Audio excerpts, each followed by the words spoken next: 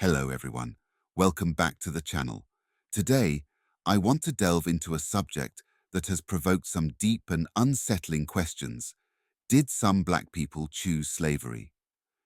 In particular, I want to focus on a slave narrative that I recently read, Biography of a Slave, an autobiography by Charles Thompson. This text provides not only a first-hand account of the horrors of slavery, but also reveals a perspective that I can't ignore.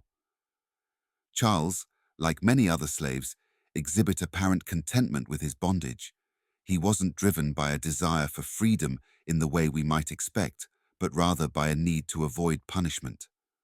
Reading Biography of a Slave was an eye-opening experience, not only because of its vivid depiction of the daily deprivations and cold-blooded cruelty that slaves endured, but also because of the mindset Charles seemed to adopt.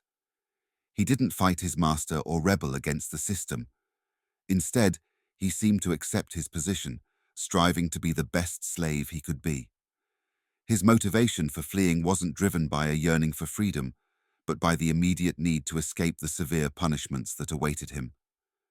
This mindset, one that coupled compliance with a complete lack of autonomy, disturbed me deeply. One particular episode in Charles's narrative occurs during one of his escape attempts. While on the run, he encountered a cabin in the woods. Inside were 3 white men and a black female slave. As Charles attempted to slip away unnoticed, the woman saw him and immediately alerted the men, who were slave catchers, by yelling, "Here's a runaway nigger!" This moment was shocking to me, not just because of the betrayal, but because it suggested a complicity with the oppressive system that enslaved her. Now, some might argue that this woman's actions were driven by a survival instinct, an effort to protect herself in a dangerous and unforgiving world. However, this explanation does not fully absolve her of the moral implications of her actions. She was the only one who knew Charles was there, yet she chose to betray him.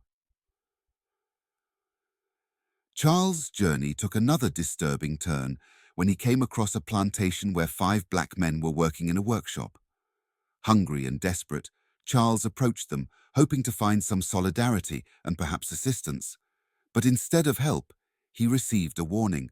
One of the men advised him not to reveal his status as a runaway, explaining that the others would likely capture him and return him to his master. This response was baffling.